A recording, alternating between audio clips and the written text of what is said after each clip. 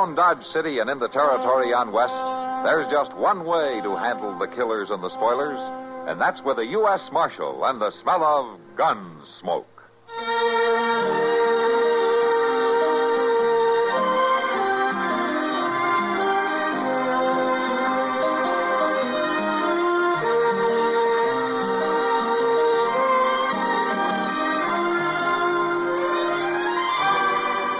Gunsmoke, starring William Conrad, the story of the violence that moved west with young America, and the story of a man who moved with it.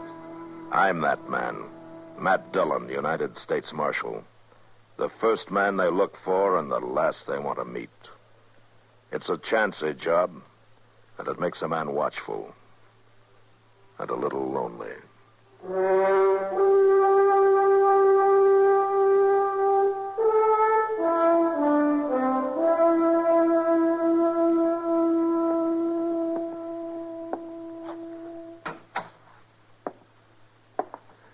How is she, Doc? Well, she's going to be all right, ain't she? Your wife is a sick woman, Aaron. Very sick woman. Don't seem hardly right.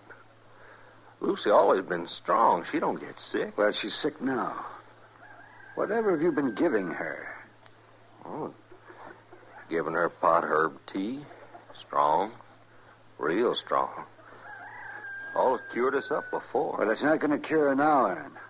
Pouring all that stuff down here has nearly killed her. You fix her up, Doc. It's your trade, ain't it? It'll be a day or two before we'll know anything. Before I can even do anything. What do you mean? Well, she's too weak after all that stuff that you've been giving her to stand an operation. I'll have to build her up. Operation? Well, there's just a chance that it'll save her. Something's got to relieve that pressure. You want to take a knife to Lucy? Well, it's the only thing I know to do. It may not work. I can't promise you that it will, but she'll die, sure, without it. No. You ain't going to take no knife to Lucy, Doc. No, she ain't that sick. I tell you, if you go on feeding her those herbs, she'll die. Well, you cut into her, she'll die, sure. No, Doc, get away from that door. Doc, I'm going in there, and I'll take care of her. Now, you listen to me. Your wife's got one chance. It isn't a very good chance, but she's got one. And I'm not going to let you take it away from her if I have to keep you out of there with a gun. Oh, Doc, you got no right. I've got no right to let her die either. I'm going to send for the marshal. He'll stop you. That's a good idea.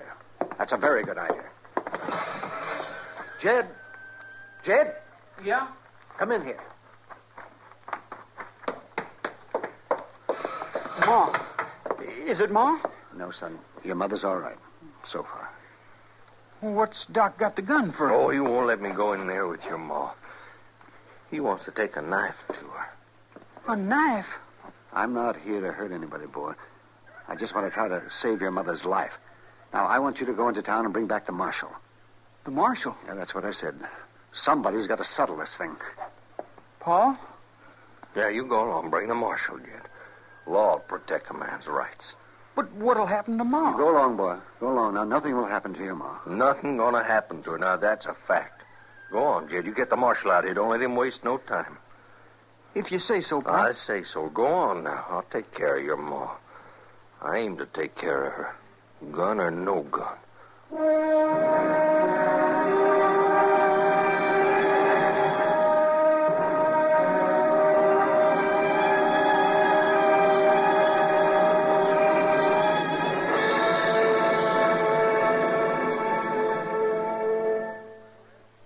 Now, just listen a minute, well, if you will. I've got a little story to tell you. Well, it's not so little. It's sort of a tall tale. I don't know if you've heard of Joe Mazurek or not. If you've never worked in steel, then you probably haven't. But he was a legendary giant whose body was made of pure steel. It was Joe who invented riveting. Joe would stand there shaping rivets out of the hot steel with his thumb and fingers, and while the rivets were taking shape, he'd punch holes in the girders or plates with his little fingers. Then he'd plug the rivets into the holes and pound them over with his knuckles. Worked so good that they invented riveting machines to take his place on jobs he couldn't get to. Joe was a busy man, you bet. But in between jobs, he couldn't just stand around doing nothing, so he'd stockpiled cannonballs, making them out of white hot steel the way little children make snowballs by rolling them in their hands. For entertainment, Joe used to have what he'd call a taffy pull, only he'd use steel instead of candy. And as he stretched it out, his fingers would be shaping it. When he finished each long tug, he'd break it off and lay down another length of rail to cool. Guess half the rails of the B&O were made by Joe at his taffy pulls. Yes, Joe Mazurak was the spirit of the steel industry, the spirit of those men who worked and sweat before the open hearths of the Alleghenies, who laughed and bragged about the strength of their giant while they turned out the finest steel in the world. Some of that steel was Joe Mazurak himself, to hear them tell it. It seems that during the year of the big layoff, when the steel mills couldn't get metal to process, why, Joe, he melted himself down in the flames of hearth number 7 so as America could maintain its steel supply. Yes, old Joe was quite a legend, wasn't he? Say, isn't it nice being citizens of a country where you can laugh and talk about things free as a breeze, and write and read and worship, too? Yes, sir. Maybe you don't think about it much, but you should.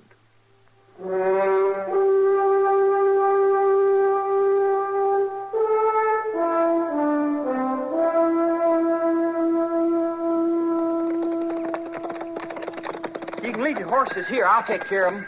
Oh, thanks, boy. All right, come on, Chester. Yes.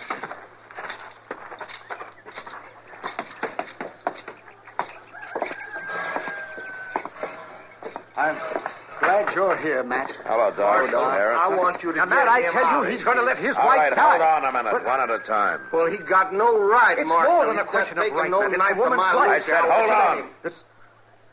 Now, Aaron, you want me to straighten this thing out? Oh, sure I do. Well, I can't do it with both of you talking at once. Now, you go on out on the porch with Chester while I talk to Doc. I'll call you in a few minutes. Well, now, Marshal, Go I on now, won't... go on. I gotta get a few things straight. You go with him, Chester. All right, Mr. Dillon. Come on, Aaron.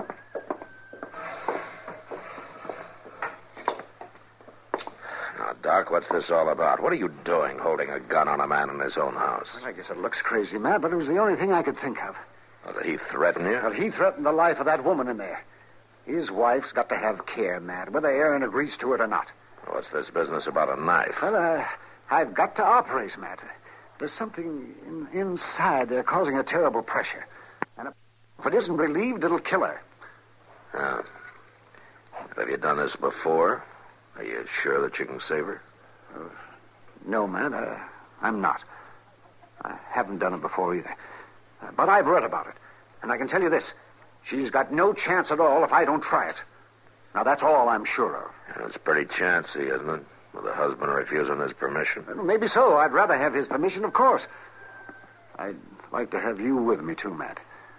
But I'll tell you, I'll find some way to do this, whether you stand behind me or not. I can't let that woman die because of a lot of fear and superstition. Well, Doc, I don't know. Can she talk? Is she conscious? She's just barely. Well, can I see her for a minute? Oh, I guess so. Only a minute, though. All right.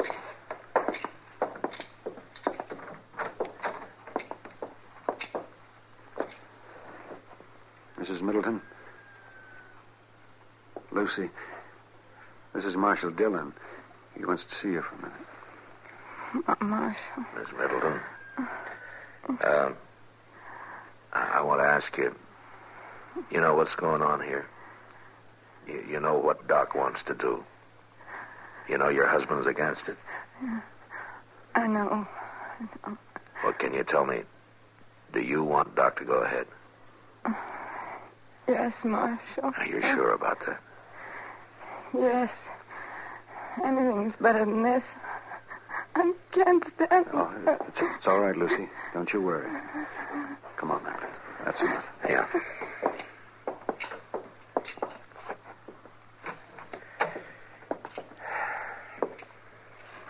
Well, Matt? I sure hope you're right, Doc. How can I help? Well, I want you to get her into my office. You can help me with that. Well, isn't that going to make things even worse, carrying her out of here away from her husband? I can't help that. I got to build her up for a couple of days. If I leave her here, Aaron will go right on pouring that witch's brew into her. She can't stand to get any weaker. Yeah. All right, Doc. I'll get Chester to hitch up a wagon.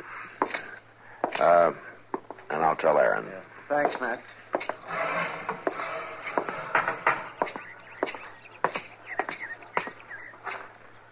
Well, Marshal, you gonna clear him out of here? No, Aaron, I'm not. Your wife needs help, and Doc's the only man to give it to her, and I've got to take his word for it. You got no right to I'm force taking him. the right, Aaron. Now, Doc says he's got to take care of her in his office for a couple of days. You can't take her away. Yes, he can, Aaron, and I'll tell you how it's going to be. You can stay right here calling us all names, or you can come along and help us move her. Now, that's up to you. Lucy need any carrying, I'll do the carrying. All right, then. Come on, Chester, let's get a wagon.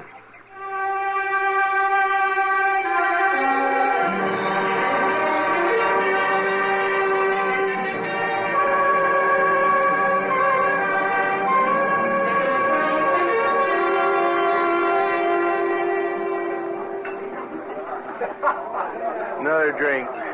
Sam, pour me another one. You sure, Aaron? I'm sure. I never saw you take more than 1-2 drinks before I in my got cause life. to drink. Now you just go on pouring. You're the boss. You got cause to drink. I'm the man to drink with you. That's good, mister. Man ought to have somebody to drink with. Oh, yeah. Then it's all right if Sam pours me one, too. Pour him one, Sam. All right. You sound like you got big trouble, mister. I'm always ready to listen to a man's troubles when he's buying my drinks. Won't even let me see her. My wife, Lucy. Oh, keeping a man from his wife. That ain't right. No, it ain't, mister. It sure ain't. It's what I say. Ain't right. The way they got her. Got her up to Doc's for 2 days. Can't even see her. Why, that's a terrible thing. That's a terrible thing.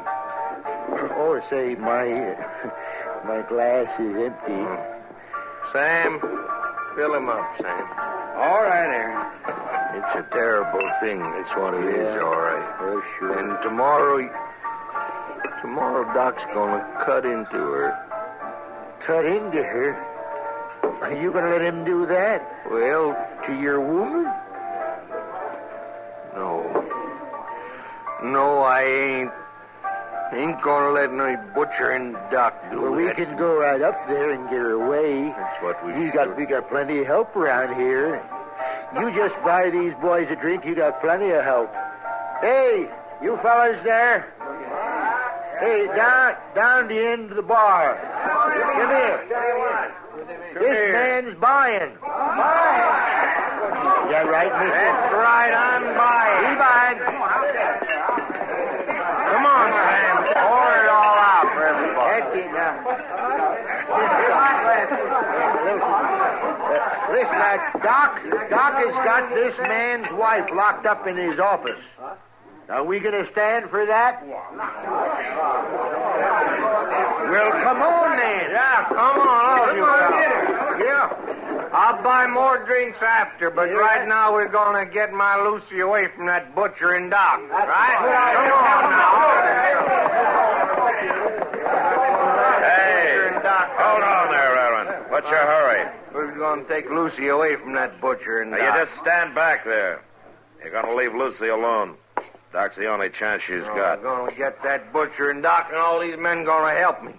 They say go and get Doc. Now, he's standing out of the way, Marshal. Not Go and likely. get him. Hey, what are you doing here? Pick him up, Sam. All right, Marshal. Yeah, I guess it's figured you'd be siding with Doc. Now, you listen to me. All of you. There's some excuse for Aaron acting the way he did. I'm sorry I had to hit him. But the rest of you standing around here working him up to Doc's got no call. I'm going to tell you something. There's not one of you that has the right to say anything about Doc anyway from Sunday. You get some rotten whiskey burning in your bellies and you're ready to take off like a pack of coyotes on the best man in this town. Well, he's been patching you up and saving your skins drunk and sober for money or for free ever since you can remember. The first time you get a chance, you're howling at his heels. Now you listen to me good. Any one of you makes another move, I'll settle it with my gun, not my fists. Now go on, get out of here, all of you.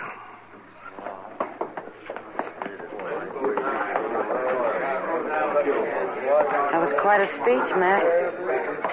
You want to have a beer and simmer down? No, thanks, Kitty. I better get up to Doc's, just in case. Matt, are you sure Doc's right about all this? You sure this is the right thing to do? No, Kitty, I'm not sure. But a man's got to take his stand. And I've got to back Doc. I sure hope it proves out. I guess we'll know tomorrow. Yeah, we'll know tomorrow.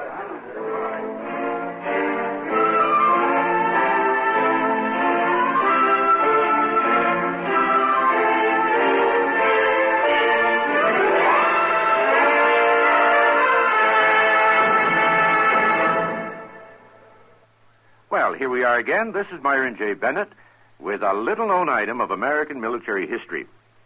If you're a television watcher, you've probably figured the United States cavalry must have spent most of its time shooting up Indians and rescuing wagon trains.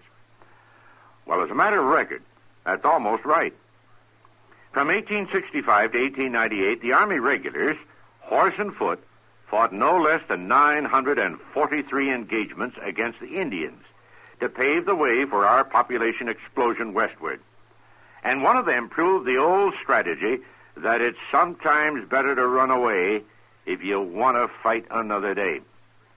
A Sioux chief, Crazy Horse, had been on the warpath for months with thousands of braves when 5 troops of the 7th Cavalry caught up with him at the Little Bighorn River on June 25th, 1876. Instead of waiting for 2 other columns to arrive and encircle the red men, General George A. Custer attacked the vastly superior forces and was killed in the fighting with all his men. In the official inquiry that followed, one officer, Captain F.W. Benteen, suggested that Custer might have fled the field and saved part of his command, adding his famous footnote to the tragedy. I think discretion would have been the better part of valor if he had.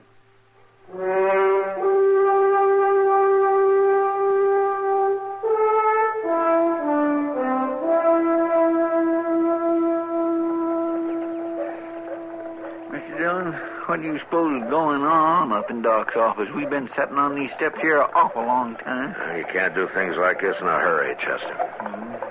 Reckon not.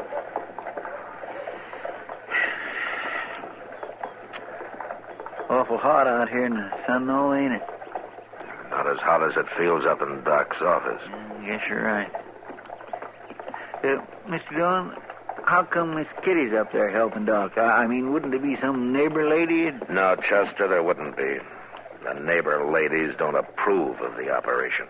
Or at least their husbands don't. It sure does beat all.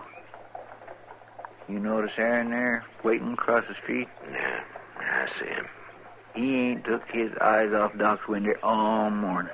Well, would you? If it was your wife? Well, no. Well, that is a... Well, of course not. I would... Oh, there's Miss Kitty. It's over, Matt.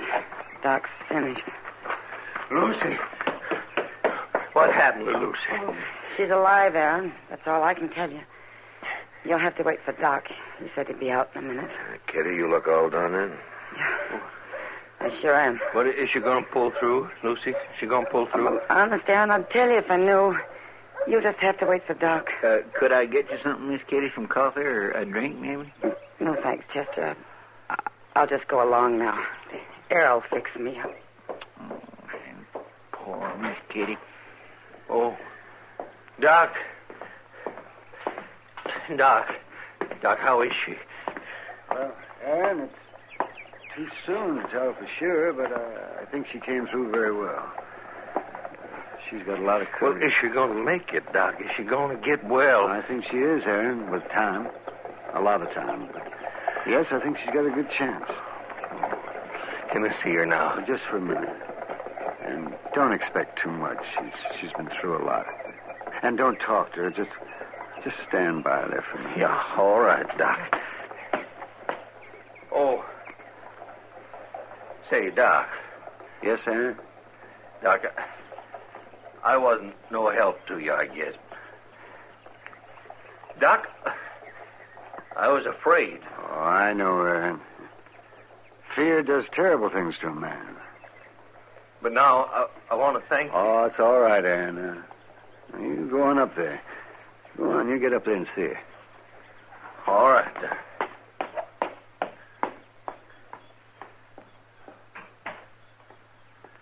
Here, Doc, sit down. Looks like you could use some doctoring yourself. Yes, that was a hard thing, Matt. It was a very hard thing. Except for Kitty, you didn't have much help, did you? No, not much.